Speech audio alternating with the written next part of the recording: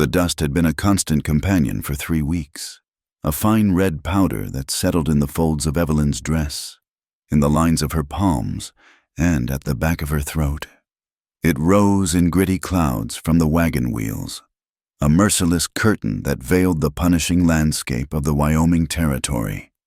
When the freight wagon finally groaned to a halt, the silence that followed was so profound it felt louder than the preceding days of rattling wood and creaking leather. "This is it, Ash Hollow," the driver grunted, not bothering to look at her. He spat a stream of tobacco juice that sizzled on the parched earth. Evelyn slowly pushed back the canvas flap and blinked against the brutal afternoon sun. The town was little more than a single, wide street gouged from the dirt, flanked by raw timber buildings that seemed to lean on one another for support.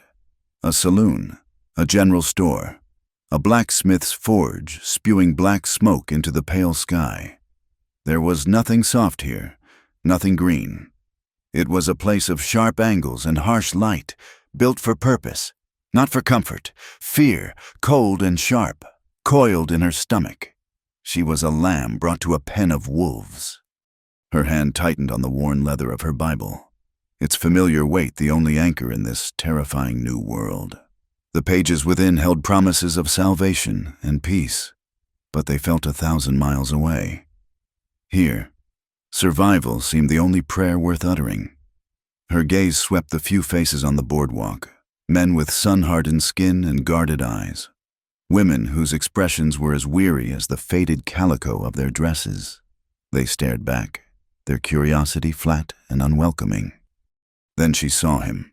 He stood apart from the others, a figure of rigid formality in a town that reeked of sweat and survival.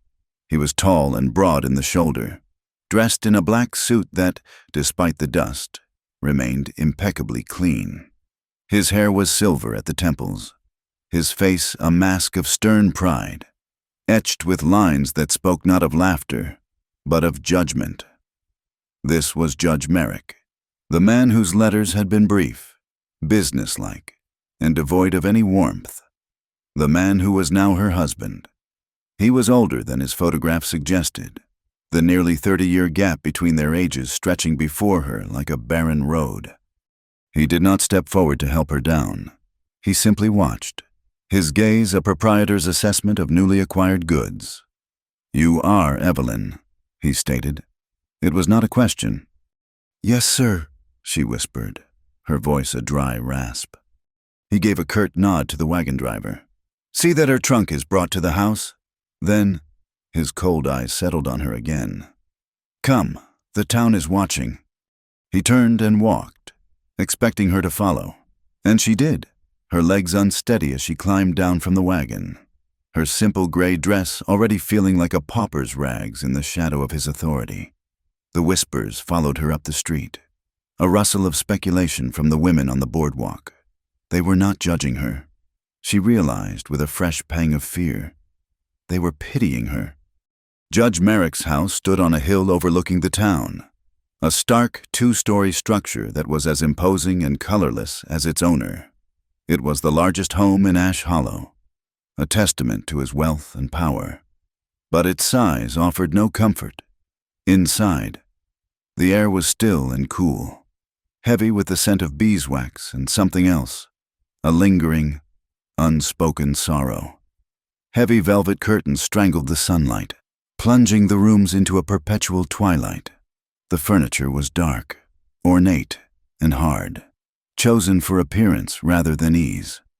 A stern-faced woman in a portrait hung over the mantelpiece, her eyes seeming to follow Evelyn with silent disapproval. The first Mrs. Merrick. "Mrs. Gable will show you to your room," the judge said, his voice echoing in the cavernous hall. A housekeeper, thin and severe, appeared as if summoned from the shadows. "Your duties are simple. You will manage the household. You will be present at my side during social functions. You will be silent unless spoken to. Is that understood?" "Yes, sir," Evelyn murmured, her eyes fixed on the floorboards. The days that followed bled into one another, each marked by the same suffocating routine. Mornings were for overseeing Mrs. Gable, a woman who needed no overseeing and made her resentment plain in the stiff set of her shoulders. Afternoons were for mending or sitting in the parlor with her Bible open on her lap.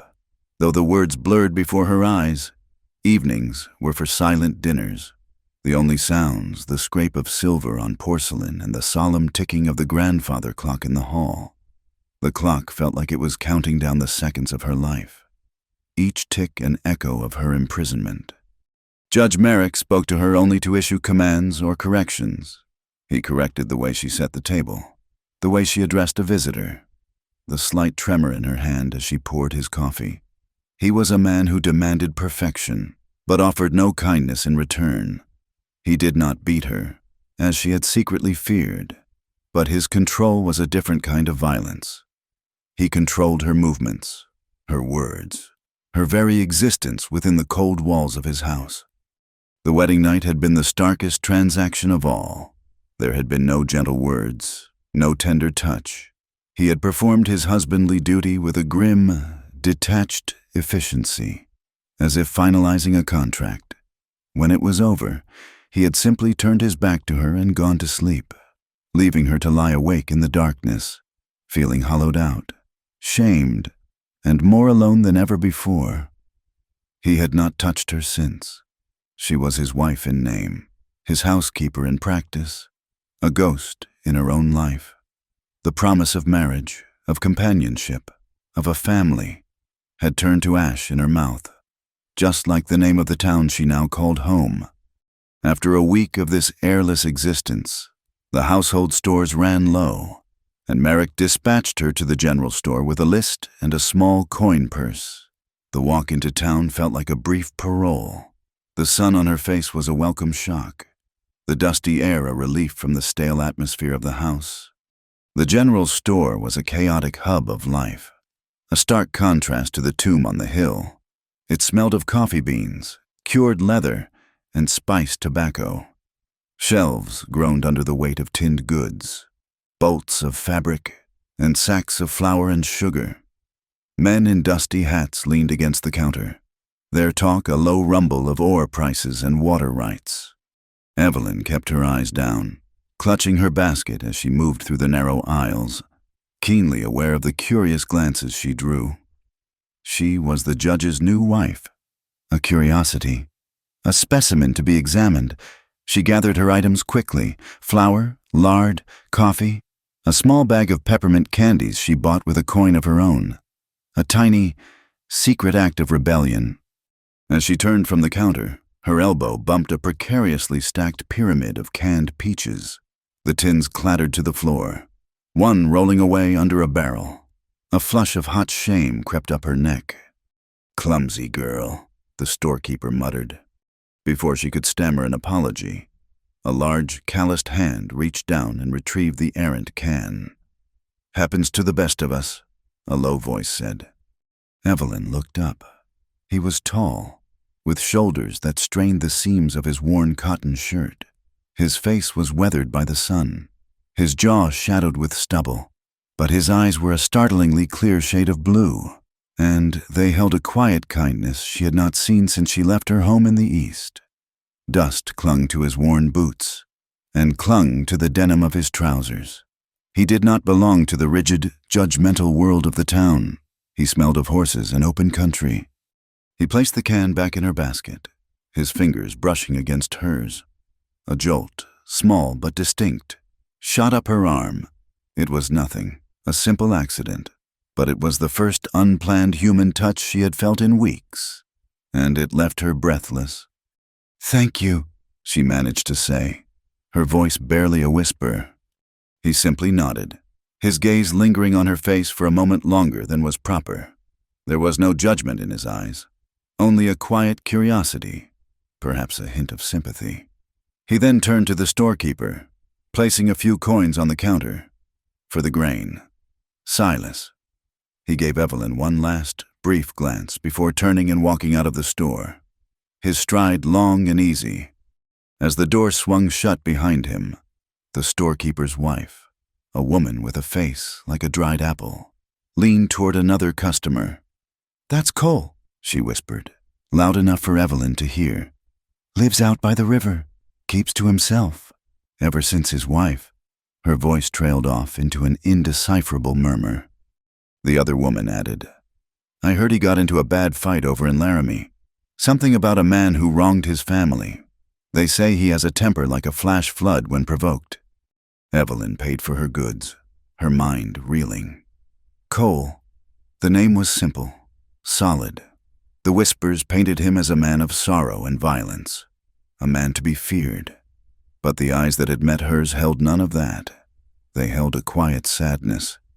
Yes, but also a gentleness that called to the bruised and lonely parts of her own soul. She hurried back up the hill, the weight of the basket feeling heavier than before. Her thoughts no longer on the suffocating house, but on the stranger with kind eyes and a troubled past. To escape the crushing silence of the house, Evelyn began to take walks in the early morning, just as the sun was cresting the jagged hills to the east. She told the judge it was for her health, an explanation he accepted with an indifferent shrug. He did not care what she did, as long as his meals were on time and his home was in order. These walks became her sanctuary. She avoided the town, instead following a faint track that led down the far side of the hill toward the river. Here, the world felt different. Willows grew thick along the banks, their green leaves a balm to her eyes. The air was cooler, carrying the scent of damp earth and the clean, rushing sound of water. It was the only place where she felt she could breathe. It was on her third morning that she saw him again. Cole. He was in a makeshift corral near a small, rough-hewn cabin, a curl of smoke rising from its stone chimney. He was working with a wild mustang, a beautiful creature with a coat the color of fire and a spirit to match. The horse reared and fought, but Cole was a pillar of patience. He did not use force or anger. He used a low, calm voice, a steady hand, and an unyielding calm that seemed to flow from him into the animal. She watched, hidden behind a copse of trees, mesmerized by the quiet dance between man and beast. It was a language of trust, not domination. She saw his home, too. It was little more than a one-room shack, but it was tidy. A small vegetable patch grew near the door, and a three-legged dog with trusting eyes lay on the porch, thumping its tail softly as Cole worked. It was a solitary life, but it did not seem a lonely one. It seemed peaceful. She made the river her daily destination. Most days she only saw him from a distance, a solid figure moving with quiet purpose. She learned the rhythm of his life from afar, the morning work with the horses, the midday mending of saddles and tack, the way he would sometimes just stand by the river's edge, staring into the current as if searching for an answer. One morning, her path took her closer than usual. He was leading the Mustang to the river for a drink when he looked up and saw her standing on the path. He stopped. The big horse tossed its head, but his hand on the rope was firm and gentle. For a long moment, neither of them moved. The world seemed to shrink to the space between them, filled only with the sound of the rushing water and the whisper of the wind in the willows. Evelyn's heart hammered against her ribs. She should turn back. She was the judge's wife. To be seen here, so close to the cabin of a man the town whispered about, was a dangerous folly, but her feet were rooted to the spot. Cole broke the spell. He did not speak. He did not press her with questions or even a greeting. He simply raised a hand to the brim of his dusty hat, a slow, respectful tip of acknowledgement. It was a gesture that said, "I see you. You are safe here." Then he turned his attention back to the horse and led it down to the water's edge. She watched him for a few moments longer, a strange and powerful feeling blooming in her chest. It was a warmth that spread through her veins, a painful, aching thing she could not name. It was not just gratitude for his kindness in the store, or admiration for his gentle strength. It was something more. It was the feeling of being seen, truly seen. For the first time since she had arrived in this desolate place, it was a flicker of connection in a world of profound isolation. And though her mind screamed at the danger of it, though every lesson of her upbringing told her to flee from it. Her heart, starved for so long, could not help but lean toward that tiny, impossible flame. It was an unfamiliar feeling, unwanted in its complications, and yet utterly impossible to ignore. The tip of Cole's hat became a silent ritual, a daily acknowledgement that carved a small, protected space for Evelyn in the vast and lonely landscape. Her morning walks were no longer just an escape from the judge's house. They were a pilgrimage toward a moment of quiet connection. She never spoke a word to him, and he never spoke one to her. But a language was forming in the space between them. It was in the way he paused his work when he saw her approach, the way she would slow her pace, allowing the moment to stretch. After 2 weeks of these silent meetings, the silence finally broke. She was standing by the river, watching the water churn over smooth stones, when he approached, leading a gentle-looking mare. "Good morning, ma'am," he said, his voice a low rumble, just as she had imagined it. It did not startle her. It felt, somehow, expected. "Good morning," she replied, her own voice thin and reedy in the open air. He stopped a few feet away, giving her space. The mare nuzzled his shoulder. "She's a calm one," he said, stroking the horse's neck. "Found her with a lame foot up in the high country, nursed her back." "You are kind to them," Evelyn said, the words slipping out before she could stop them. A shadow passed over his face, a flicker of some deep and abiding pain. "I try to be. Kindness is a debt I can't repay." He looked away from her then, his gaze fixed on the distant mountains. "My wife, Sarah, she loved horses. She had a touch, better than mine. She could calm the wildest spirit with just a whisper." Evelyn's breath caught in her throat. The town's whispers had been vague, but this was the heart of the story, offered to her as a fragile gift. She remained silent, sensing he needed to speak more than he needed her to reply. "We were going to build a proper ranch," he continued, his voice thick with memory. "Had the land picked out and everything, but the baby came too soon. The winter was hard. The doctor was a day's ride away. It was my fault. I should have taken her into town sooner, not listened when she said she was fine." He swallowed hard, his jaw tightening. "The doctor said it was a boy. I never even saw him. By the time I got back with the doctor, they were both gone." He fell silent, the weight of his confession hanging in the cool morning air. He was a man drowning in a sea of guilt, and the kindness he showed his animals was his penance, his attempt to mend a world he felt he had broken. Evelyn found her own voice then, a current of empathy pulling the truth from her. "It is a heavy thing, to live with what might have been." He finally looked at her, his blue eyes searching her face. "And you, Mrs. Merrick, what might have been for you?" The question was direct, yet gentle. He did not ask about her husband or her new life. He asked about her. A knot of emotion tightened in her chest, and, to her own astonishment, she found herself answering, "I was supposed to be a teacher," she said, the words tasting strange and foreign on her tongue. "My father was a schoolmaster.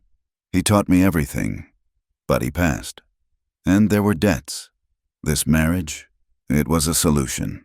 She looked down at her hands, twisting the simple gold band on her finger. "Judge Merrick is a respected man. He provided a way out of a difficult situation." She was speaking in careful, rehearsed lines, the story she told herself to make her reality bearable. But in the quiet honesty of Cole's gaze, the lie felt flimsy and false. He nodded slowly, understanding what she wasn't saying. "Respect is a cold blanket on a winter night. Keeps the frost off, but it don't warm the bones." Before she could respond, the church bell in town began to toll, a sharp, metallic reminder of her duties. It was time to return to the cold house on the hill. "I must go," she said, a note of panic in her voice. "I'll see you tomorrow, Mrs. Merrick," Cole said. It was not a question. It was a statement of quiet fact. As she walked away, she felt a profound shift inside her. He had given her his pain. and she, in a small, hesitant way, had given him a piece of her own. The empty space in her chest now held a shared secret, a fragile thread of understanding that was more dangerous and more precious than anything she had ever known. A few days later, emboldened by their conversation, she confessed the rest of it. She spoke of the wedding night, the cold finality of the act, and the absolute absence of touch since it was not a joining of two people, she whispered, her gaze fixed on a wildflower at her feet. It was the signing of a deed. He secured his property, and my family's debts were paid. There has been nothing since. He sleeps in his room. I sleep in mine. It is an arrangement. Cole listened without interruption, his expression unreadable but for the tightening of the muscle in his jaw. When she was finished, he said only, "A woman like you deserves to be cherished, not owned." The words were simple, but they landed in her soul like a long overdue rain, and for the first time, she allowed herself to feel the full, bitter truth of her own desolation. The afternoon sky had been a brilliant, cloudless blue when she left the house for her walk, but the weather in the territory could turn with the speed of a striking snake. One moment, the sun was warm on her shoulders. The next, the wind picked up, carrying the scent of rain and ozone. The sky to the west turned a bruised, angry purple, and a low rumble of thunder echoed through the valley. She was closer to Cole's cabin than to the town, and she hesitated, her heart beginning to pound in time with the approaching storm. To be caught in the open would be foolish. The rain would be a cold, lashing thing, and the lightning a real danger. Before she could decide, the heavens opened up. Rain came down not in drops, but in solid, wind-driven sheets. It soaked through her thin dress and shawl in seconds, plastering her hair to her scalp and blinding her. The temperature plummeted. Another crack of thunder, louder this time, split the air directly overhead, and she cried out, stumbling on the now slick path. Suddenly, the cabin door was thrown open. Cole stood in the doorway, his form a dark silhouette against the warm light inside. "Get in here!" he yelled over the roar of the wind and rain. "Quickly!" She didn't think. She ran, her sodden skirts heavy around her ankles. He reached out, his hand closing around her arm, and pulled her inside, slamming the door shut against the tempest. For a moment, they just stood there in the small, one-room cabin, dripping on the wooden floorboards, the storm raging outside. The space was simple and spare, but clean.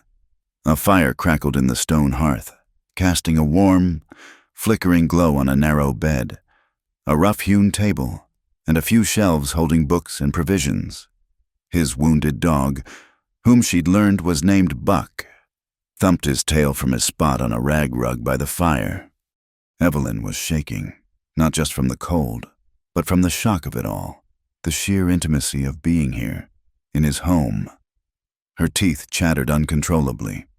"You're soaked to the bone," Cole said, his voice softer now, laced with concern. He disappeared for a moment behind a curtain that partitioned off a small section of the cabin and returned with a thick wool blanket.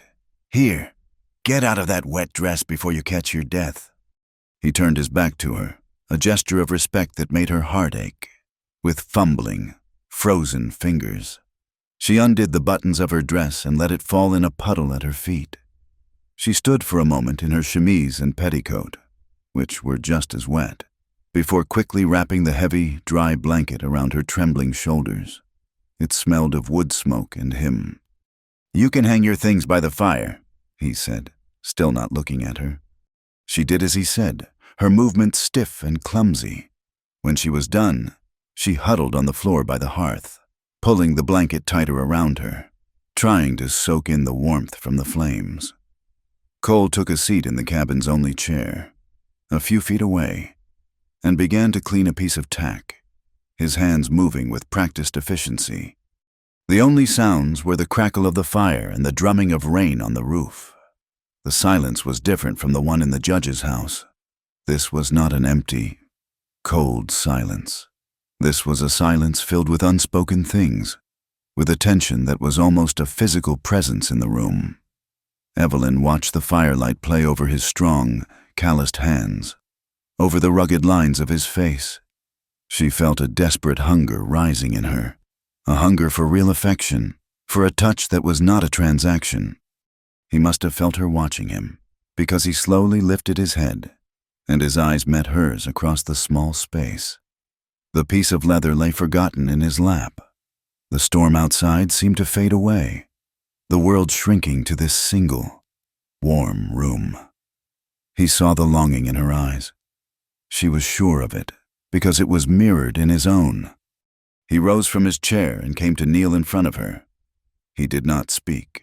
He slowly raised a hand, as if to touch her face, but then let it drop, his fingers curling into a fist.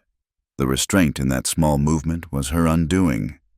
A sob escaped her lips, a sound of pure, unadulterated loneliness.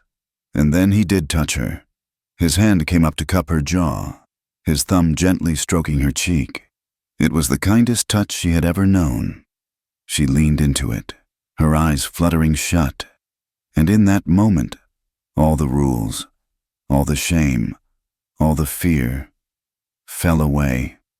He leaned in, and his lips met hers. It was not a bruising, demanding kiss, but a soft, searching one. It was tentative, questioning, a taste of shared sorrow and a desperate, unspoken hope. For a few breathtaking seconds, she allowed herself to respond, to pour all of her pent-up loneliness and desire into that single point of contact. It was like water to a woman dying of thirst. But then reality crashed back in. She was Mrs. Merrick. She was the judge's wife. This was a sin, a betrayal, a folly that could destroy them both.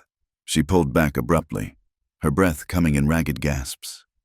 "I cannot," she whispered, her voice choked with tears. "I am sorry. I shouldn't have." She scrambled to her feet, clutching the blanket around her like a shield. Guilt and a desperate, aching hunger warred within her. Cole remained kneeling on the floor, his expression a mixture of pain and understanding. He didn't try to stop her. The rain had lessened to a steady drizzle. Without another word, she grabbed her still damp dress and fled from the cabin, leaving him alone in the firelight. She ran all the way back up the hill, the shame and the longing churning inside her like the storm clouds still roiling in the sky. She slipped into the house through the back door, hoping to go unnoticed, but Judge Merrick was standing in the hall as if he had been waiting for her. His eyes, cold and dark, took in her disheveled state, her damp, tangled hair, her mud-stained hem, the wild, hunted look in her eyes. "Your walk was a long one," he stated, his voice flat and devoid of emotion. "The storm, I was caught in it," she stammered, clutching her damp dress to her chest. "You found shelter, I presume," he continued. It was not a question. It was an accusation. "Yes, in an old line shack by the creek," she lied, the words tasting like ash. He simply stared at her for a long, silent moment, his gaze stripping her bare. He knew she was lying. He didn't need to ask questions. He dealt in pronouncements of guilt. Finally, he gave a curt nod. "See that you do not track mud on the floors? Evelyn, Mrs. Gable has just cleaned them." He turned and walked into his study, closing the door behind him, leaving her shivering in the hall, soaked in shame. What Evelyn did not know was that her flight from Cole's cabin had not gone entirely unseen. Clara, a saloon girl with hair the color of cheap whiskey and a perpetually bitter twist to her lips, had been returning from a clandestine visit to a trapper who lived upriver. She had tried, on more than one occasion, to catch Cole's eye, but he had always looked straight through her, his disinterest a stinging insult, huddled under a rocky overhang to wait out the worst of the storm. She saw the judge's wife, that pale, quiet little mouse, run from Cole's cabin, looking like she'd just been tossed from a haystack. A slow, malicious smile spread across Clara's face. It was a perfect piece of gossip, a way to tarnish the pristine reputation of the judge's wife and perhaps punish Cole for his indifference. The whispers started the next day. They were small at first, like the rustle of dry leaves in the wind. When Evelyn went to the general store, she noticed the conversation would stop when she entered. The women would fall silent, their eyes following her with a new, calculating curiosity. Men on the boardwalk would tip their hats, but there was a smirk in their eyes she hadn't seen before. It was at church on Sunday that the whispers became a palpable force. As she walked to the Merrick family pew, a hush fell over the congregation. She could feel their eyes on her back, 100 tiny needles of judgment. She sat with her spine rigid, her gaze fixed on the stained glass window, but she could hear the muttered remarks from the pew behind her. Leaving his cabin, soaked from the rain. The judge doesn't know what he's got. The sermon was on the sins of the flesh, and it felt as if the preacher were speaking directly to her, his words a public condemnation of her secret heart. She left the church with her head held high, but her hands were trembling, and a cold dread had settled in the pit of her stomach. The following Tuesday, a note was delivered from the preacher's wife, Mrs. Albright, requesting Evelyn's presence for tea that afternoon. It was a summons, not an invitation. Evelyn dressed in her plainest, most severe gray dress, as if the somber color could serve as armor. Mrs. Albright's parlor was a museum of suffocating piety, filled with dark furniture and stern-looking portraits of dead ancestors. The preacher's wife herself was a thin, bird-like woman whose smile never reached her cold, assessing eyes. She served the tea in delicate porcelain cups, the silence stretching uncomfortably. Finally, she set her cup down with a sharp click. "My dear Mrs. Merrick," she began, her voice syrupy sweet, "I have asked you here today out of Christian concern for your soul and for the reputation of your husband." Evelyn said nothing, her hands clenched in her lap. A town like Ash Hollow is built on a foundation of moral character. Mrs. Albright continued, her voice hardening. "It is a fragile thing, easily corrupted. A woman in your position, the wife of our esteemed judge, has a duty to be an exemplar of virtue. Your behavior must be beyond reproach." She paused, letting the words hang in the air. "There has been talk, unpleasant talk, of your long walks, of your choice of company. Your presence at Sunday service was a source of great distraction. It has become a tarnished presence. I'm afraid." Evelyn felt the blood drain from her face.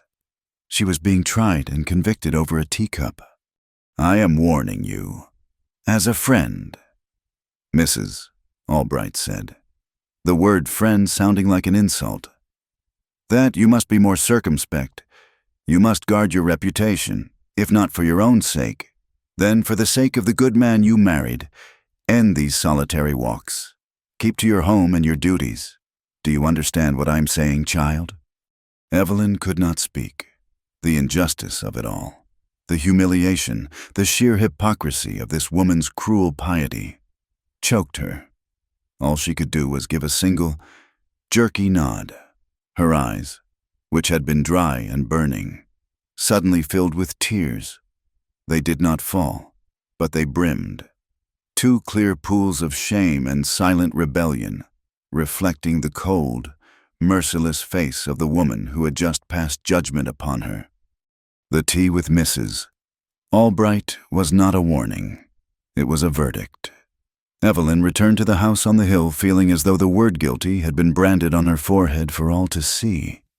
The whispers that had been a rustle of leaves now became a persistent, hissing wind, following her everywhere. Clara, the saloon girl, had done her work well, planting seeds of rumor in the fertile soil of the town's pious boredom. The story grew with each telling. The judge's wife had not simply been caught in the rain. She had been lying in Cole's bed, her hair unbound, her virtue in tatters. It was a lurid, captivating tale, and Ash Hollow feasted upon it. Judge Merrick heard them. He was a man who heard everything in his town. He did not confront her. He did not raise his voice or demand an explanation. His punishment was delivered with the same cold, silent precision with which he delivered his sentences from the bench. One evening, after their silent dinner, Evelyn went to her bedroom to find the door locked. She stood before it, her hand on the cold brass knob, turning it again and again, the useless clicks echoing the frantic beating of her own heart. He had not simply barred her from his bed, a place she had no desire to be. He had barred her from her own small sanctuary. A pallet of blankets was left for her on a couch in the sewing room, a clear, unspoken declaration of her new status. She was no longer a wife, not even in name. She was a guest, a disgraced ward, living on his charity. The next morning, when she put on her bonnet for her walk, he was standing at the foot of the stairs, blocking her way. "Your walks are concluded, Evelyn," he said, his voice as flat and hard as slate. "Your presence in town is an embarrassment." "But the fresh air," she began, her voice faltering. "The air in this house is sufficient for your needs," he stated, his eyes like chips of ice. "You will remain here." The final blow came on Sunday, when she came downstairs dressed for church. He was waiting again, this time with her Bible in his hand. "You will not attend services," he said, placing the holy book on a side table as if it were a common novel. "Your tarnished presence, as Mrs. Albright so aptly put it, will not stain the house of God under my name." The walls of the house, which had once felt merely suffocating, now became the bars of a cage. Her world shrank to the dim, dusty rooms, the ticking of the clock, and the severe, ever-present disapproval of Mrs. Gable. The silence was no longer empty. It was filled with accusations, despair. A thick and choking fog began to settle in her lungs. She felt herself fading, becoming as much a ghost as the first Mrs. Merrick in the portrait over the mantel. For 3 days, she endured it. She ate what was put before her, performed her pointless household tasks, and slept fitfully on the narrow couch. But on the third night, something inside her broke. The need for air, for a space larger than her own misery, became a physical ache. After she was sure the judge and Mrs. Gable were asleep, she slipped out the back door, her shawl pulled tight around her shoulders, and ran. She did not know where she was going, only that she had to get out. Her feet, acting on a memory of their own, carried her into the sleeping town. The street was empty, the windows of the houses dark and vacant. She found herself standing before the church, its white steeple a pale spear against the star-dusted sky. The building that had been the site of her public humiliation now seemed the only place to take her private grief. She did not dare go inside. Instead, she crept around to the back, into the deep shadows of the graveyard, and sank to the ground behind a large headstone. And there, in the silent company of the dead, she finally allowed herself to weep. The tears came in a torrent, hot and silent, for her lost hopes, for the kindness of a stranger, for the prison her life had become. She cried until her body ached and her throat was raw, her shoulders shaking with the force of her sorrow. Tears won't wash away a stain that isn't there. The low voice came out of the darkness, so close it made her jump. Cole stepped out from behind the corner of the church, his tall frame a solid shadow in the moonlight. He must have been in town, seen her furtive escape, and followed. "You should not be here," she gasped, trying to scrub the tears from her face with the back of her hand. "If we are seen—" "I'm not the one who's hiding," he said gently. Ignoring her panic, he came closer and crouched down so he was at her level. The scent of pine smoke and leather clung to him, a smell of freedom that was a stark contrast to the graveyard's damp earth. "Heard what the town's been saying, heard what he's done, locking you up like a bird in a cage." "It is my shame to bear," she whispered, her voice trembling. "I was foolish. I allowed—" "You allowed a moment of kindness in a world that's shown you none," he finished for her, his voice fierce but low. You allowed a man to look at you like you were a person, not a piece of property. There's no shame in that, Evelyn. The shame belongs to them. The ones who whisper lies. The one who uses his name and his Bible to punish a woman for his own cold heart. He reached out, as if to touch her, but let his hand fall. You cannot hide from a shame that isn't yours.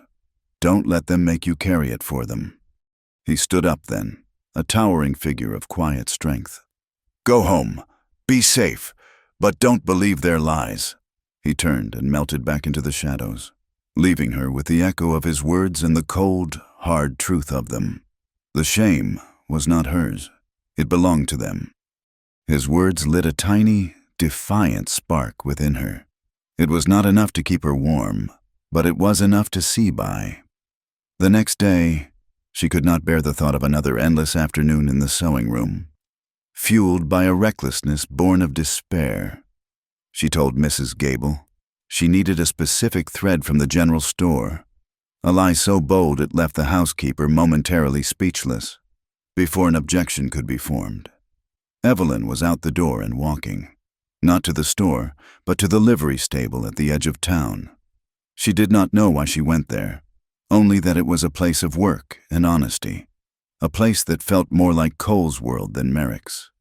She found him in the dim, cavernous interior, mending a harness in a patch of dusty sunlight slanting through the high doors. The air smelled of hay, horses, and warm leather. He looked up when she entered, his hands stilling on his work. He showed no surprise, only a quiet watchfulness. They think I am at the general store, she said, her voice breathless. The risk she was taking was immense, a gamble with the last vestiges of her constrained life. He set the harness aside and rose to his feet. Does it matter what they think? It seems to matter more than anything else in this world. He walked toward her, his boots silent on the straw-strewn floor. He stopped just before her, so close she could see the flecks of gold in his blue eyes, the deep lines the sun had carved around them. He looked down at her, his gaze taking in the shadows of sleeplessness under her eyes, the tremble of her lip. Not in my world, he said softly. He raised his hand, slower this time than in the cabin, giving her every chance to pull away. He gently touched her face, his calloused thumb tracing the line of her cheekbone. It was not a touch of possession or of passion, but of reverence, as if he were touching something fragile and infinitely precious. In that single, gentle caress, he offered her more respect and tenderness than she had ever known. And it was that, the simple, profound reverence of his touch, that broke the last of her restraints. The defiance that had been a spark now roared into a flame. This was her life. This was her choice. She rose on her toes, her hands coming up to grip the front of his shirt, and pulled him down to her. She kissed him. It was not like the kiss in the cabin, tentative and questioning. This was a kiss of desperation and of claiming. It was a raw, hungry, and honest thing, a declaration of all the unspoken longing, all the pain, all the injustice. She poured all of her broken self into it, seeking not just affection, but affirmation that she was real, that she was alive. For a heartbeat, he was still surprised by her ferocity. Then his arms came around her, pulling her tight against his solid chest, and he was kissing her back, a deep, resonant response that met her desperation with a powerful current of his own. It was a kiss that spoke of shared loneliness and a fierce, protective tenderness. A floorboard creaked in the hayloft above them. They broke apart, their breaths ragged. Cole's gaze shot upwards, a pair of wide, startled eyes belonging to Billy, the stable boy, stared down at them from the shadows before disappearing with a guilty haste. The moment was shattered. The world rushed back in. He saw, Evelyn whispered, a new and terrible wave of fear washing over her. Let him, Cole said, his voice a low growl, his arms still holding her firm. But the recklessness had fled, replaced by the cold reality of consequence. I have to go, she said, pulling away from him. Evelyn, wait. But she was already running, her heart a frantic drum against her ribs. As she fled, the confession that had been dammed up inside her for months finally broke free. Over her shoulder, she let it all pour out in a torrent of whispered, panicked words. He has not touched me since the wedding. The house is a prison. Mrs. Albright called me a tarnished woman. He locked me out of my room. They all stare and whisper, and I feel like I am suffocating. I feel like I am already dead. She reached the stable doors and turned back to look at him one last time. He stood in the column of light, his face a mask of grim fury and profound sorrow. "You deserve more. Evelyn," he called after her, his voice raw with an emotion she could not name. "More than this life, more than a loveless marriage, more than me. You just deserve more." She ran back to the house on the hill, Cole's words echoing in her ears. She did not know what they meant, but they felt like both a promise and a farewell. She expected a confrontation when she returned. She expected the judge to be waiting, his face like thunder, the stable boy having already run to him with the news. But the house was silent, empty. Mrs. Gable was gone, her afternoon off. The judge's horse was not in the stable. A strange, unsettling stillness hung in the air. She walked through the silent rooms, a sense of deep foreboding crawling up her spine. It was in the kitchen that she saw it, through the window that overlooked the backyard, a small, smoldering pile near the incinerator. At first, she thought it was just refuse, but then a gust of wind stirred the ashes, and she saw the scorched corner of a book, the glint of a silver locket, the charred lace of a shawl. She stumbled out the back door, her mind refusing to process what her eyes were seeing. It was all there, her few, precious belongings, the books her father had given her, the locket with a tiny portrait of her mother, the lace shawl she had crocheted herself, the small wooden box that held the letters from her sister, everything that connected her to her past, to the person she had been before she became Mrs. Merrick had been turned to ash. It was an act of absolute annihilation, a declaration that her past, her very identity, was meaningless. A slow, cold horror filled her. She sank to her knees beside the smoking pile, reaching out a trembling hand, only to pull it back from the heat. "I trust you had a productive visit to the stables." The judge's voice, cold and sharp, cut through her shock.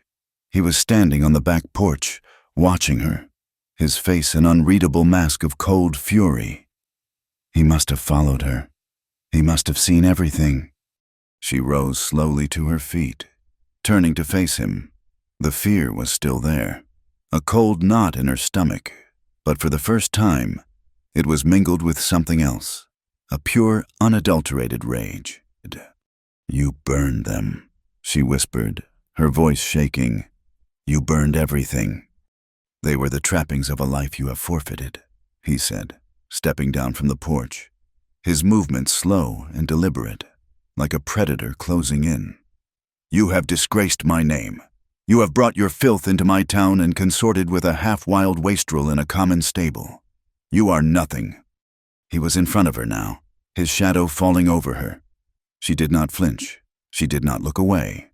She simply met his icy gaze, her own eyes blazing with a hatred so pure it momentarily startled him. And then he struck her. It was not a shove or a grab, but a single, sharp, open-handed blow across her face. Her head snapped to the side, the force of it sending a shower of stars across her vision. A sharp, stinging pain erupted on her cheek, followed by the coppery taste of blood in her mouth.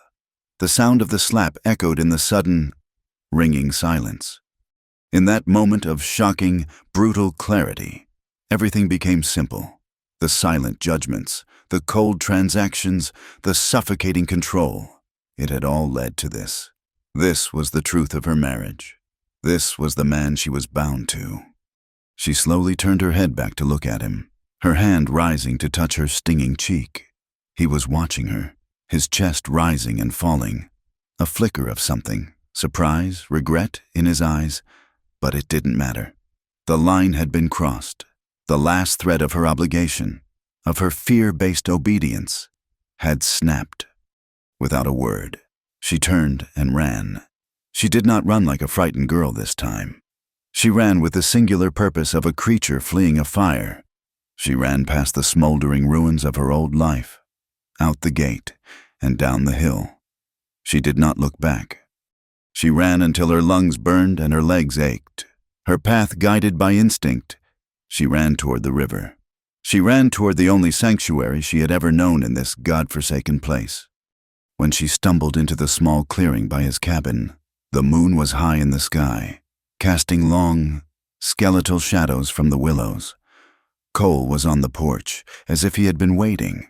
He saw her coming, saw her wild, disheveled state, the way she clutched her side, the moonlight catching the dark, angry mark on her cheek. He was off the porch in an instant, meeting her as she collapsed, her strength finally giving out.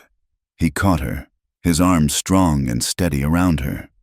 He did not ask what happened. He did not ask why she was there. He simply saw her, and he understood. He swept her up into his arms, her head falling against his shoulder, and carried her inside the small, warm cabin. He gently set her down on a stool by the fire and knelt before her, his gaze taking in the bruise that was already darkening on her face. A muscle worked in his jaw, and his eyes were filled with a cold, dangerous fury directed not at her, but at the man on the hill. But when he spoke, his voice was impossibly gentle. "You're safe now, Evelyn," he whispered. He tended to her, bathing her cheek with a cool, damp cloth. Then he stood and pulled the heavy wool blanket from his own bed. He draped it around her shaking shoulders and then sat in his chair, taking up his vigil, a silent guardian in the firelight. They did not speak much. There were no words for the violation she had suffered or the solace she found here. There was only the quiet crackle of the fire, the soft breathing of the dog, and the steady, reassuring presence of the man who had offered her shelter. After a long while, when her shaking had subsided, he gently led her to the narrow bed and pulled the blankets up over her. He made to leave, to sleep in the chair, but her hand shot out and grabbed his wrist, her grip surprisingly strong. "Don't go," she whispered, the words a raw plea. He hesitated for only a moment. Then he blew out the lamp, plunging the cabin into the soft darkness of the fire's dying embers. He lay down on top of the blankets beside her, his body a warm, solid wall between her and the cold, cruel world outside. He did not touch her, save for his arm that rested near her shoulder, a promise of protection. She could feel the warmth of him, hear the slow, steady beat of his heart. She curled into the space he offered, pulling her own blanket tighter, and for the first time in a very long time, the terror began to recede. It was a moment of profound and charged intimacy, a silent sharing of warmth and breath under the roof of his humble home. It was not about desire. It was about survival. It was soul deep, a quiet, desperate healing in the heart of the wilderness, and in the safety of his presence. She finally closed her eyes and slept. Evelyn woke to the unfamiliar warmth of a fire that had been tended through the night and the scent of fresh coffee. For a disorienting second, she felt a profound peace, a sense of safety that was so alien it was almost frightening. Then memory returned with the force of a physical blow, the smoldering pile of her belongings, the sharp, stinging impact on her cheek, the cold fury in her husband's eyes. Her hand flew to her face, the skin tender and swollen beneath her fingertips. Cole was standing by the hearth, pouring coffee into 2 tin cups. He moved with a quiet economy, his broad back to her. He had given her his bed, sleeping, she presumed, in the chair by the fire, a silent, watchful guardian. He turned as he heard her stir, and his gaze went immediately to the bruise on her cheek, now a dark, ugly bloom of purple and blue. A muscle tightened in his jaw, but his voice was gentle. "Morning," he said, handing her a cup. "Figured you could use this." The coffee was black and strong, and the warmth of the cup seeped into her cold hands. "Thank you," she whispered, It seemed a ridiculously inadequate thing to say. Thank you for the shelter. Thank you for the protection. Thank you for looking at me like I am not a stain. They sat in a comfortable silence, the unspoken horrors of the previous night hanging between them, yet not poisoning the air. With Cole, there was no need for explanations or apologies. He had seen the truth in the mark on her face. Outside, the sun was climbing over the hills, casting long shadows across the valley. It was a beautiful morning, a cruel counterpoint to the ugliness that awaited them. The sound came suddenly, the rhythmic pounding of horses' hooves, too many for a lone rider, approaching at a purposeful trot. Cole was on his feet in an instant, his body tensing, his hand moving instinctively toward a rifle that leaned against the wall. He motioned for her to stay back, away from the single window. "Stay put," he ordered, his voice a low command. He opened the door just as two riders reined in their horses, churning up the dust in the clearing. The first man was Sheriff Brody, a portly man whose face was usually set in a look of mild disinterest, but who now looked grim and uncomfortable. The second was Judge Merrick. He sat tall and rigid in his saddle, his black suit immaculate, his face a mask of cold, righteous fury. His eyes found Evelyn in the dim interior of the cabin, and his lip curled in a sneer of contempt. "Cole Younger," the sheriff said, dismounting. His voice was loud and official, meant to carry. "By the authority of the Wyoming Territory and the township of Ash Hollow, you are under arrest." Cole did not move. He stood in the doorway, his body a solid, unyielding barrier. "On what charge, Sheriff?" It was Merrick who answered, his voice cutting through the morning air like a whip. "The charges are fornication with a married woman and trespassing against the laws of moral conduct, a statute I myself put on the books to protect this town from filth like you." Evelyn scrambled to her feet, her coffee cup clattering to the floor. "No!" she cried, rushing to the doorway beside Cole. "That is not true. He did nothing. He only gave me shelter. My husband, he struck me. Look!" She pointed to her bruised face, her voice rising with a hysterical strength she did not know she possessed. Merrick's gaze was like ice. He did not even deign to look at the evidence of his own violence. He addressed the sheriff. "You see, the woman is clearly hysterical, her mind corrupted by this man's influence. He has preyed upon her weakness." He then fixed his cold eyes on Evelyn. "Be silent, madam. Another word from you, and I will have the sheriff jail you as well. For perjury and public indecency, you will not compound your sin with lies." The threat struck her dumb. She looked at the sheriff, whose eyes refused to meet hers, his gaze fixed on a point somewhere over Cole's shoulder. There would be no help here. The law was a weapon, and her husband was the one who wielded it. Cole's hand found her arm, gently but firmly pushing her back inside the cabin. "It's all right, Evelyn," he said softly, his back still to her. Then he turned his full attention to the men outside. He raised his hands slowly, showing they were empty. "There's no need for trouble. Sheriff, I'll come." He did not beg. He did not argue. His dignity was a shield, his calm a quiet act of defiance. He shot one last look at Evelyn, a look that said everything. "Be strong. This is not your fault. I am sorry." Then he stepped out into the sunlight.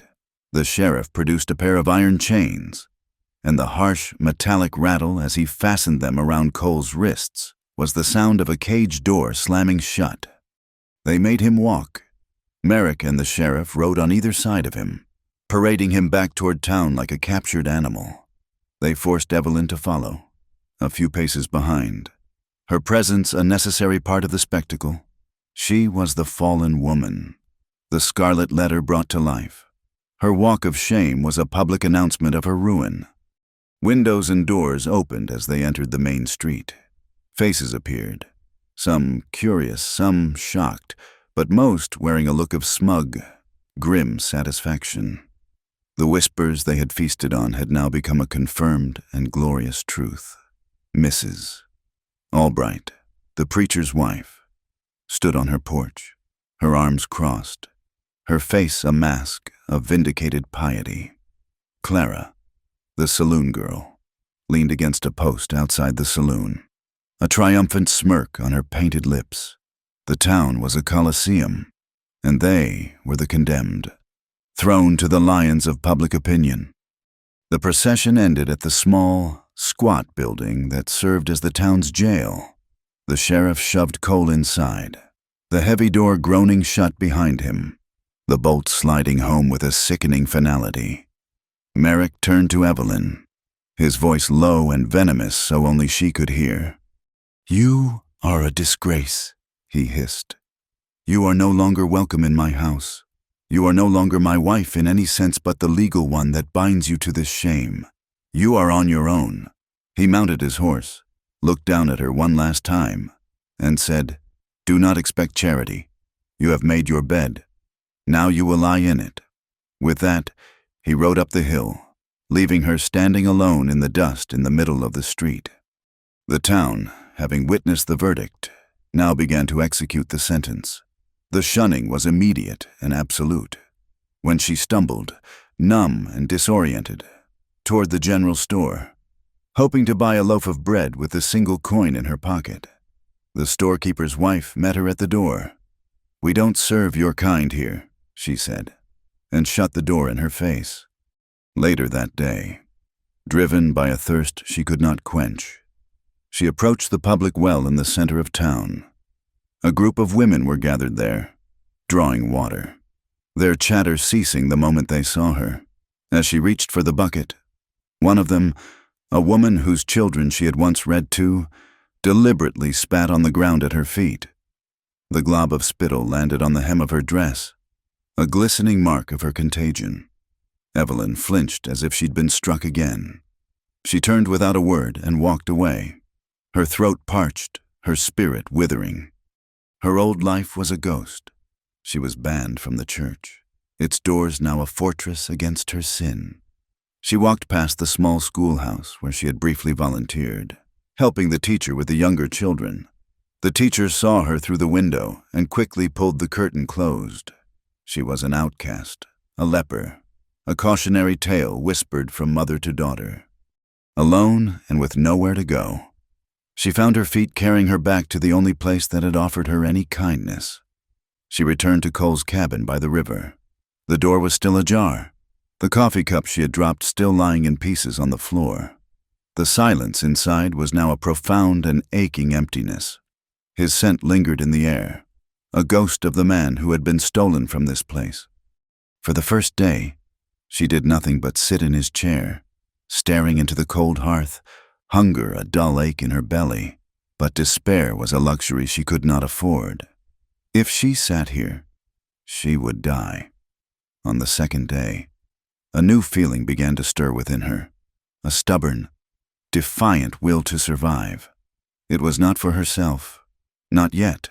It was for him. To let his home fall into ruin would be to let the town win, to let Merrick's injustice triumph. She began to work. It was a way to keep him alive in her mind, to honor the quiet, orderly life he had built here. She swept the broken cup and scrubbed the floors. She pulled the weeds from his small vegetable patch, finding a few late-season potatoes and carrots, which she boiled for a meager supper. She mended a loose board on the porch. She brushed his horses, speaking to them in low, soothing tones, telling them he would be back. The physical labor was a balm, a way to channel her grief and rage into something productive. The cabin became her fortress, her purpose. It was while searching for a spare bit of leather to mend a bridle that she found the box. It was a small, plain wooden chest tucked away under his bed. It was not locked. Her hands trembled as she lifted the lid. Inside, nestled on a piece of faded velvet, was a stack of letters, tied with a simple string. They were not addressed to anyone, but she knew, with a certainty that made her heart ache, who they were for. She sat by the fire, the letters in her lap, and began to read. They were written to Sarah, his dead wife. They were aching, broken confessions, a chronicle of his unending grief. He wrote of his guilt, a raw and relentless self-flagellation. I should have seen how tired you were. One letter read, I was a fool, so proud of the life I was building that I failed to see I was losing you. He wrote of his loneliness, of the silence in the cabin that was once filled with her laughter. The horses miss you. He wrote, they don't respond to me the way they did to you. There is no magic in my hands. They were the letters of a man who had loved so deeply that her loss had hollowed him out, leaving only the shell of a man, filled with blame and sorrow. Evelyn wept as she read, not for herself, but for him, for the profound love he had lost and the crushing weight he still carried. And in his words, she found a strange and unexpected clarity. She saw that the quiet, gentle man who had shown her such kindness was also a man shattered by his past. He had tried to protect her because he had failed to protect the woman he loved. Reading his words gave her the courage to find her own. The next morning, she took a piece of paper and a small nub of charcoal she found by the hearth, and she wrote her own letter. It was not addressed to Merrick, or to the town, or even to Cole. It was addressed to herself. My name is Evelyn, she wrote, the charcoal scratching against the rough paper. I came from the East to be a wife. I was traded for a debt. I was silenced and I was shamed. But that is not who I am. I am the daughter of a schoolmaster. I love the smell of rain and the feel of a horse's warm breath on my hand. A man showed me kindness, and for that, they have called me a sinner. But my sin was not in his cabin. My sin was in believing I deserved to be invisible. She paused, her hand shaking, and then she wrote the final lines, a vow made to the quiet morning air. I will no longer apologize for being alive. I will not hide from a shame that is not mine. My name is Evelyn, and I am done being afraid. She folded the paper and tucked it into the pocket of her dress, a secret declaration of independence. That afternoon, her resolve firm, she walked back into town. She walked straight to the jail. Sheriff Brody sat at his desk, looking surprised and annoyed to see her. He can't have visitors, he said gruffly. I am not asking, Evelyn said, her voice clear and steady, devoid of the tremor it once held. I am telling you I will see him. Perhaps it was the new, unyielding light in her eyes. Or perhaps he was simply weary of the whole affair. But after a long moment, he sighed and jerked his head toward the back room. 5 minutes, that's all. The cell was a small, dark cage, thick with the smell of sweat and despair. Cole was sitting on a narrow cot, but he rose to his feet when he saw her. He looked thinner, his face drawn, but his eyes were the same clear, steady blue. Evelyn, he breathed, his voice rough. You shouldn't be here. You should be gone from this town. And go where? She asked softly, stepping closer to the bars. This is the only home I have now. She reached her hand through the bars, and he met it with his own. His fingers were rough and calloused against hers, the iron bars between them cold and unyielding. They did not speak. They did not need to. In that single, silent touch, everything was communicated. Her survival, his worry, their shared defiance, the impossible, aching tenderness that had grown between them in the face of so much cruelty. His hand tightened on hers, a silent promise, a plea for her to be safe. After a moment that felt like both a second and an eternity, she pulled her hand away. I will get you out of here, she whispered, a vow as solemn as the one she had written to herself. She walked out of the jail and did not stop. She walked to the center of the main street, the very spot where she had been abandoned and shamed, and she stopped. She planted her feet in the dust and stood there, her head held high, the bruise on her cheek a flag of defiance. The townspeople stared. They stopped their work, their conversations, to look at the fallen woman who refused to fall. She met their gazes one by one, her eyes unflinching.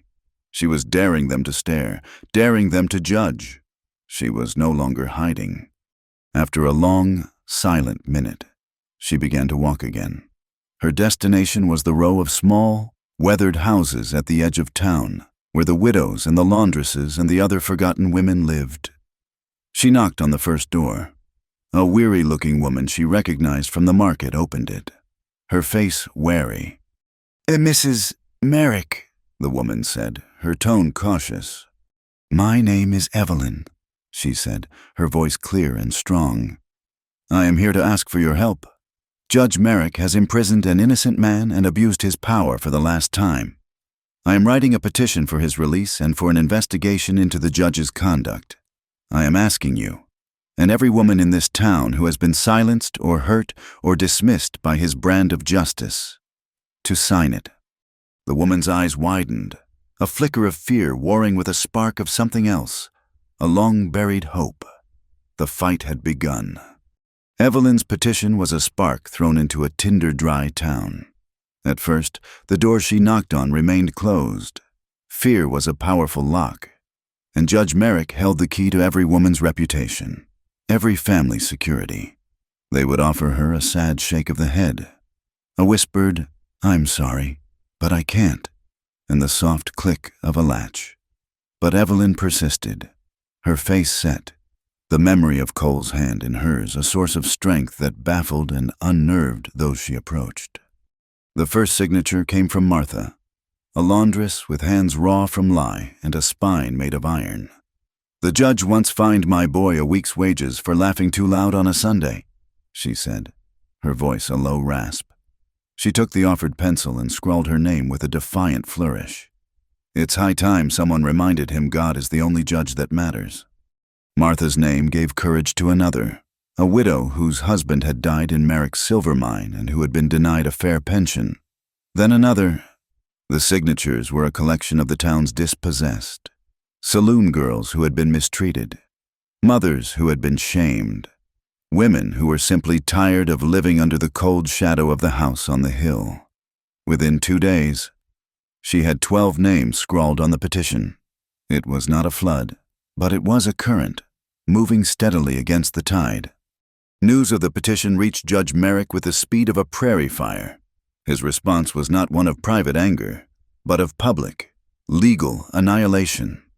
A notice was posted on the door of the general store, written in his own precise, unforgiving hand. By the power vested in him, he declared his marriage to Evelyn Merrick annulled on the grounds of moral turpitude and flagrant adultery. The document was a masterpiece of righteous cruelty, stripping her of his name and casting her out not just from his home, but from respectable society itself. It did not stop there. The notice went on to state that, given her clear mental and emotional instability, he would be petitioning the territorial authorities to have her committed to the asylum in Laramie for her own protection and for the moral safety of the community. The threat was clear and terrifying. He was not just going to ruin her. He was going to erase her, to lock her away in a place where her words, her truths, would be dismissed as the ravings of a madwoman. The news sent a chill through the small band of women who had signed her petition. To stand with her now was to risk being branded an associate of a madwoman, a sinner, an outcast. But Merrick had overplayed his hand. His cruelty, once a source of fear, was now so naked and brutal that it began to inspire a different kind of feeling, a sullen, mutinous anger. Silas, the storekeeper, who had been cowed into silence, read the notice and felt a shame so profound it turned his stomach. That night, he met with a small group of men in the back room of his store, a blacksmith, a few ranchers who had long chafed under Merrick's thumb. "This ain't about that cowboy anymore," the blacksmith said, his voice a low rumble. "This is about a man who thinks he's a king." They devised a plan. A circuit judge, a man named Elias Thorne, who had a reputation for being firm but fair, was due to pass through Fort Laramie in a week's time. They sent a rider with Evelyn's petition and their own letter, requesting an official hearing in Ash Hollow. It was a long shot, but it was their only shot. A wire came back 2 days later. Judge Thorne would be there. The hearing was set for the following Tuesday. The town held its breath. The battle lines were drawn. For the next few days, an uneasy truce settled over Ash Hollow, the quiet before a storm. Evelyn, now living full-time in Cole's cabin, felt a flicker of hope. She spent her days tending to the horses in the small garden, finding a simple, healing rhythm in the work. She was no longer Mrs. Merrick, the disgraced wife. She was just Evelyn, a woman fighting for her life and for the life of the man who had shown her kindness. The violence, when it came, was as swift and merciless as a flash flood. It was a moonless night, the air thick and still. Evelyn was asleep in Cole's bed. The dog, Buck, sleeping on the rug beside her. She was dreaming of the river, of the cool water rushing over her hands, when the dog's frantic barking ripped her from her sleep. She sat bolt upright, her heart hammering. The barking was followed by the sound of shattering glass. A rock flew through the window, trailing the sharp, unmistakable scent of kerosene. Before she could even scream, a torch was tossed through the broken pane, landing on the kerosene-soaked floorboards. The room erupted in a hungry whoosh of flame. Fire clawed its way up the log walls, devouring the dry wood with a terrifying speed. Smoke, thick and black, filled the small cabin, stinging her eyes and choking her lungs. Buck was barking wildly, nipping at her bare feet, trying to herd her toward the door. Panic, cold and absolute, seized her. She scrambled from the bed, grabbing the wool blanket, her only thought to escape. The main door was already a wall of fire. The back, a small storage space, was her only hope. She stumbled through the thickening smoke, her lungs on fire, her eyes streaming. A burning beam crashed down from the ceiling, showering her with sparks. She cried out as a piece of falling, flaming timber struck her arm, the pain a searing, white-hot shock. She kicked open the flimsy back door and tumbled out into the cool night air, gasping and choking. The blanket clutched around her. She rolled on the ground to smother the sparks that had caught on her nightgown, and then scrambled to her feet, stumbling away from the inferno. The cabin was now a roaring pyre, lighting up the clearing with a hellish, dancing light. Buck was beside her, whining and licking her hand. She was alive. She was injured, her arm a canvas of blistering pain, but she was alive. Across town, in the dark, stifling confines of the jail, Cole was jolted awake by the distant sound of a dog's frantic barking. He knew that bark. It was Buck. He went to the single unbarred window of his cell and peered out, in the direction of the river. A faint, flickering orange glow was beginning to stain the night sky. A cold dread, more terrifying than any iron bars, gripped him, Evelyn.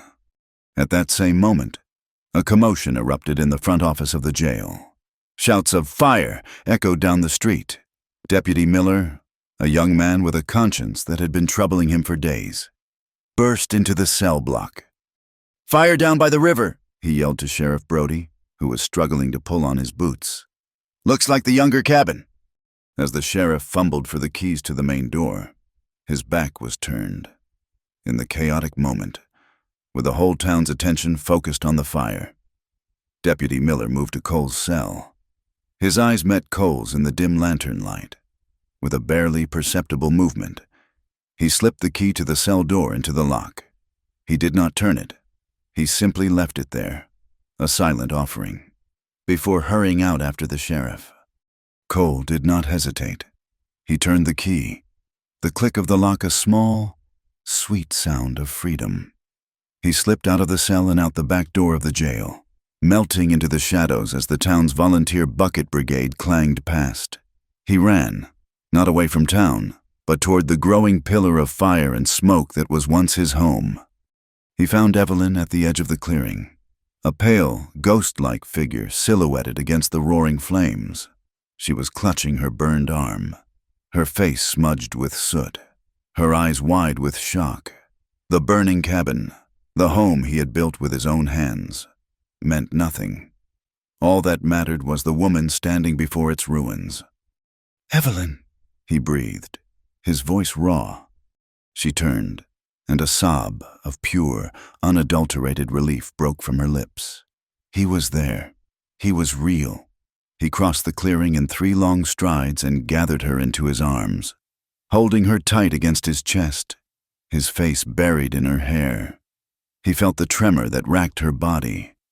He pulled back, his gaze falling on her burned arm.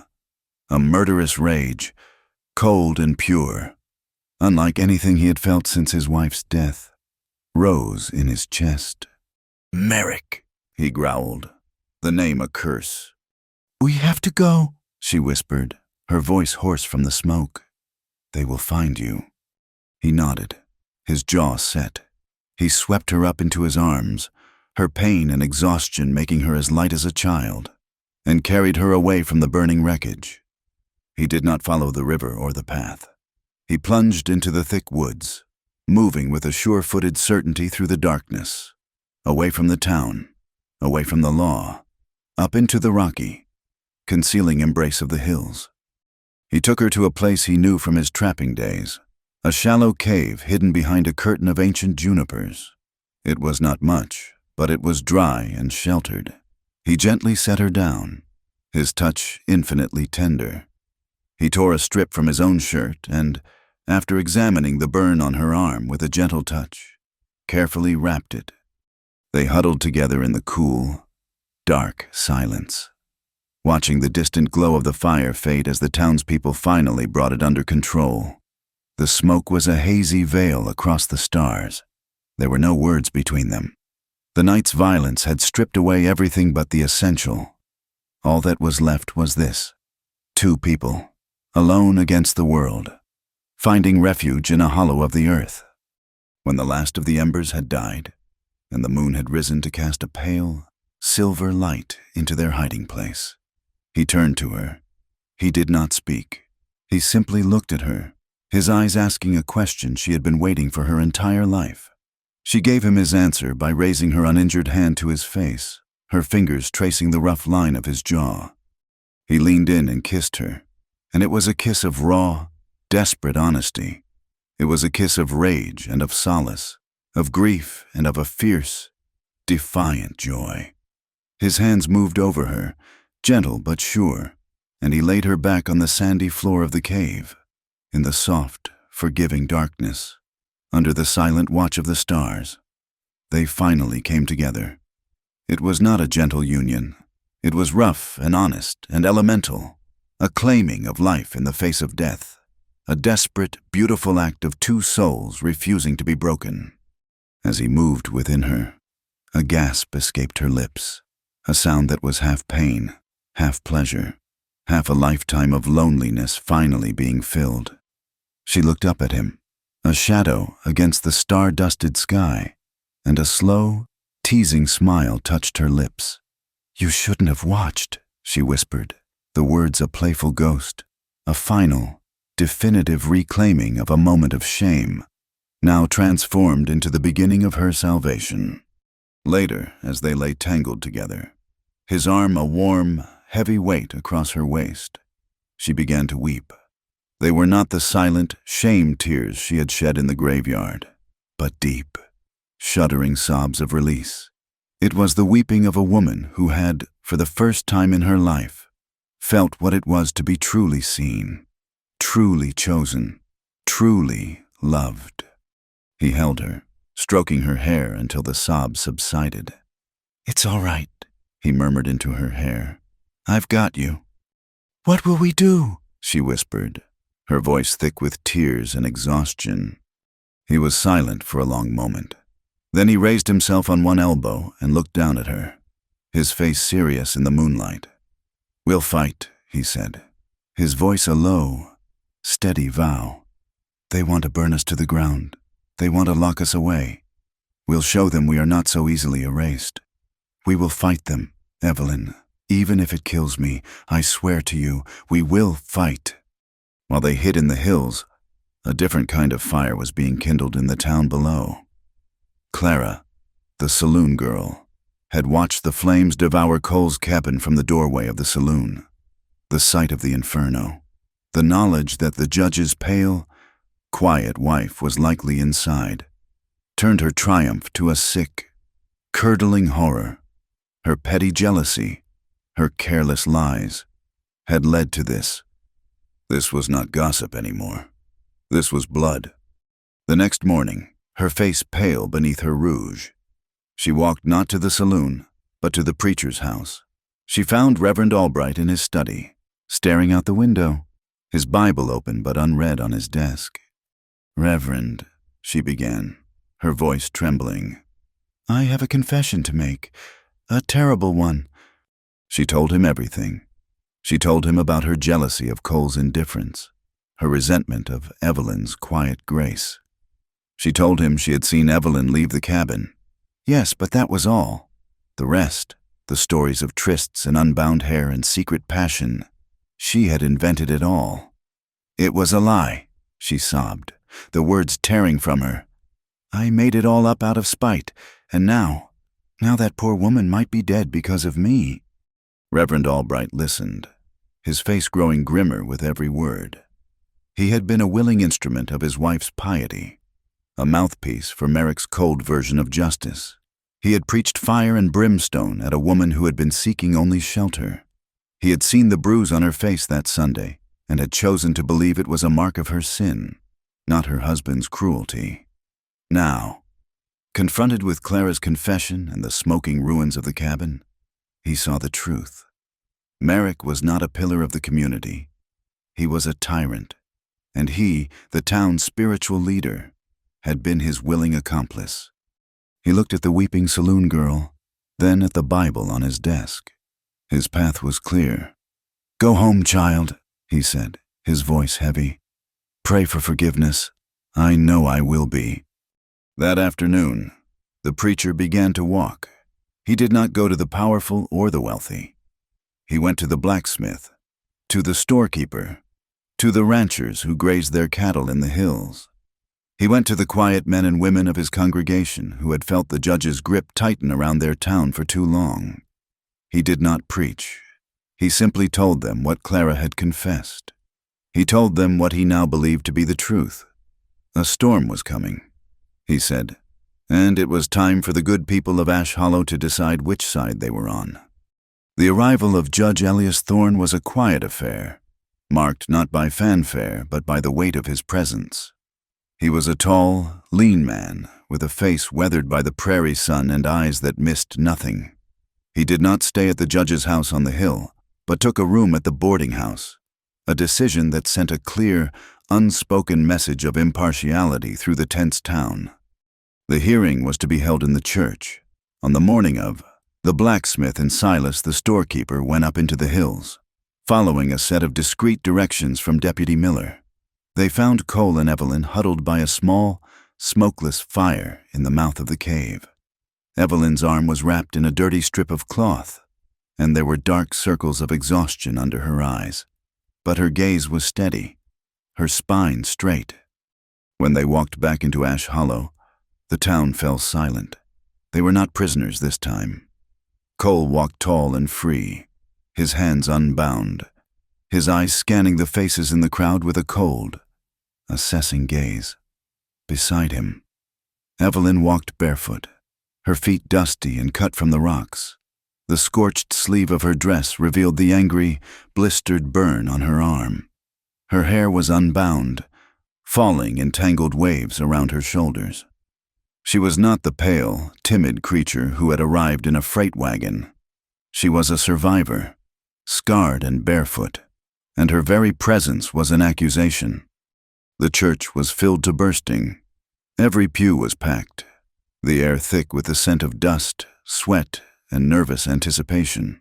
The townspeople segregated themselves as if by an invisible wall.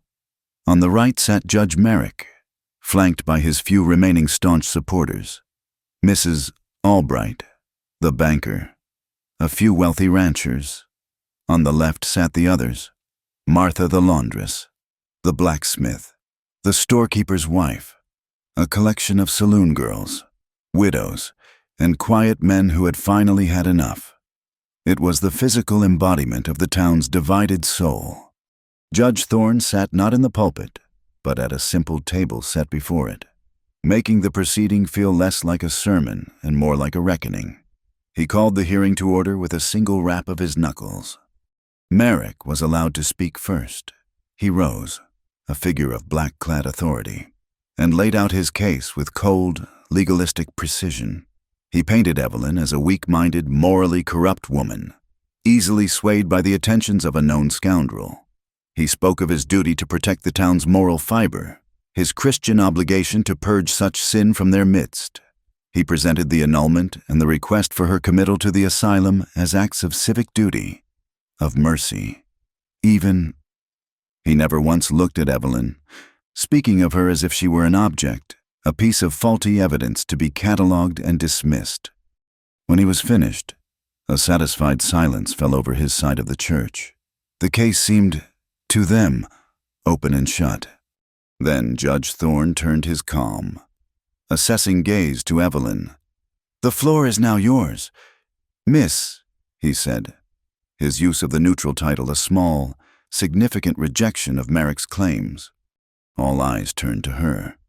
Cole, who stood against the back wall, gave her a single, barely perceptible nod. She walked to the front of the church, her bare feet silent on the wooden floorboards. She stood before the table, facing not Judge Thorne, but the town, her people, her accusers. Her voice, when she began, was a low, clear whisper, yet it carried to every corner of the silent church. "My name is Evelyn," she said. "Before I was Mrs. Merrick, that was my name. I came here to be a wife. I came here believing in the promise of a home, of a partnership. I did not find a partnership. I found an arrangement." She told them her story. She did not shout. She did not weep. She spoke with a simple, devastating honesty that was more powerful than any accusation. She spoke of the silence in the grand house on the hill, of the cold, loveless nights, of the feeling of being a ghost in her own life. "I was not beaten with a fist, not at first," she said, her eyes sweeping over the faces of the women. "But I was beaten with indifference. I was starved of kindness. I was made to feel that my only worth was in my silence and my obedience. My spirit was bruised long before my face was." She spoke of her morning walks, of her desperate need for a space where she could breathe. And then she spoke of Cole. "The man you have called a scoundrel," she said, her voice gaining strength, "was the first person in this town to look at me and see a human being. He did not see the judge's property. He saw a woman who was lonely. He offered me not sin, but silence. He offered me respect. He treated me like I mattered." She paused, letting the words sink in. "And in this town, for a woman like me, that was a dangerous gift." She told them of the storm, of the kiss she had pulled away from, of the shame and the guilt, and then she looked directly at Mrs. Albright. "I was told my presence in this church was a tarnished one. I was judged and condemned over tea and biscuits, not for what I had done, but for what you all imagined I had done." Finally, she held up her burned arm, the scar a raw, ugly testament. "And when I would not break, when I would not accept the shame you tried to place on me, my husband burned my past to the ground. And when that was not enough, he struck me. And when that was not enough, he hired men to burn the only shelter I had been offered. I stand before you today, not as a sinner, but as a survivor of the justice of the man who claims to be your moral authority." She fell silent. The only sound in the church was the ragged, indrawn breath of 100 people confronting a truth they had long chosen to ignore. Judge Thorne cleared his throat. "Does anyone else wish to speak to this matter?" A rustle came from the left side of the church. Clara, the saloon girl, stood up, her hands twisting the fabric of her garish dress, her face pale under her makeup. She walked to the front, avoiding Merrick's murderous glare. She stood beside Evelyn, a fallen woman of a different sort, and faced the town. She began, her voice cracking. "I lied." The confession was a choked whisper, but it rang through the church like a gunshot. "I was jealous. Cole, he never looked at me, and he looked at her with kindness. I saw her leave his cabin after the storm, and that was the truth. But the rest, I made it up. I spread the rumors. I did it out of spite and meanness. She turned to Evelyn, her eyes swimming with tears. I am so sorry. What I did was a wicked thing, and I am ashamed. I am truly ashamed. Before the town could absorb this, another voice cut through the air. Martha, the laundress, stood up from her pew.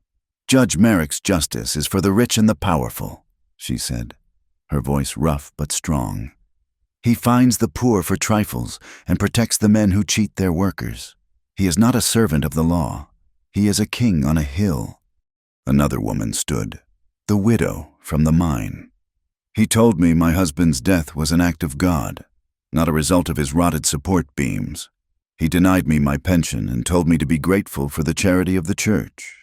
One by one, they rose, a chorus of the silenced, a testament of small cruelties and large injustices that, woven together, created a portrait of a tyrant. Judge Merrick sat frozen, his face a mask of disbelief turning to impotent rage. He was not being tried for his treatment of Evelyn. He was being tried for his entire reign. Finally, Judge Thorne held up a hand for silence. He let the echoes of the testimonies settle in the room. He looked at Merrick, his eyes cold and hard. Judge Merrick, he said, his voice quiet but carrying an undeniable weight of authority. It is the finding of this hearing that you have grotesquely and maliciously abused your position of power. You have used the law not as a shield for the innocent, but as a sword to enforce your own cruel will. You have terrorized this community, and you have committed a grievous act of violence against the woman who was your wife. He stood up, his full height seeming to diminish Merrick where he sat. Effective immediately, your authority as a township judge in the Wyoming Territory is revoked. The charges against Cole Younger are dismissed as baseless and malicious. I will be recommending a full territorial investigation into your financial and legal dealings. He then looked out at the townspeople. This hearing is concluded. He struck the table once with his knuckles. It was over. A low murmur rippled through the church. There was no cheering. The victory was a somber one. The wound in the center of their town too deep for celebration. Merrick's supporters shuffled out quickly, avoiding eye contact. Merrick himself sat for a long moment. A man suddenly stripped of his power before rising and stalking out of the church, his face a thundercloud of hate. The rest of the town filed out slowly, quietly, as if leaving a funeral. Evelyn remained. She sank onto the nearest pew, her body trembling with the release of a tension she had carried for months. Cole came and sat beside her, his presence a warm, solid comfort. He did not speak, simply laid his large hand over hers. After a long while, when the church was empty and silent, Evelyn stood up. She walked to the altar and knelt on the hard wooden step. She bowed her head, but she did not pray for forgiveness. She gave thanks. She gave thanks for the strength she did not know she had, for the courage to speak, for the simple, stubborn will to survive. She gave thanks for her own unbroken spirit. When she returned to the pew, Cole was waiting. I can take you away from here, he said softly. We could go to Oregon, California, start fresh where no one knows our names. She looked at him, at his kind, earnest face, and a slow smile touched her lips. She shook her head. No, she said, I'm not running anymore. Cole, I want to stay. This town, it's broken, but it stood up today. I want to help rebuild it. I want to help make it a place where a woman like me, a girl arriving scared and alone, won't ever have to feel so ashamed. His eyes shone with a pride that was more intimate than any kiss. Then we'll stay, he said simply. They did not rebuild his cabin. Instead, with the help of the blacksmith and other townsfolk, they set to work on an old, abandoned boarding house at the edge of town, a large, dilapidated building that had been an eyesore for years. They repaired the roof, replaced the broken windows, and gave it a fresh coat of paint. Evelyn's vision was clear. It would be a home for women with nowhere else to go, a place of shelter and second chances, a sanctuary built not on judgment, but on the foundation of shared survival. Months later, the work was nearly done. The sun was just beginning to rise, painting the eastern sky in soft strokes of pink and gold. Evelyn stood on the wide front porch of the new boarding house, a cup of coffee warming her hands. The air was cool and clean, filled with the promise of a new day. She heard the soft tread of his boots behind her, and then his arms were around her waist, pulling her back against his chest. He rested his chin on her shoulder, and they watched the sunrise together in a comfortable, familiar silence. The scars on her arm had faded to a pale silver, a reminder not of the fire, but of the life that had been forged in it. She leaned her head back against his shoulder, a soft, contented sigh escaping her lips. She thought of the cave, of the shame and the fear that had been washed away in the darkness. She turned her head slightly, her lips brushing his cheek. "I liked it," she whispered, her voice a low, intimate murmur. "When you touched me." Cole's arms tightened around her, his embrace a fortress of warmth and safety. He kissed the top of her head, his heart full. "You never have to be afraid of being seen again," he replied. Thank you for listening to our story around the campfire. We encourage you to comment with where you are listening from to connect with fellow travelers. And please subscribe to the Wild West Campfire channel and share your thoughts in English.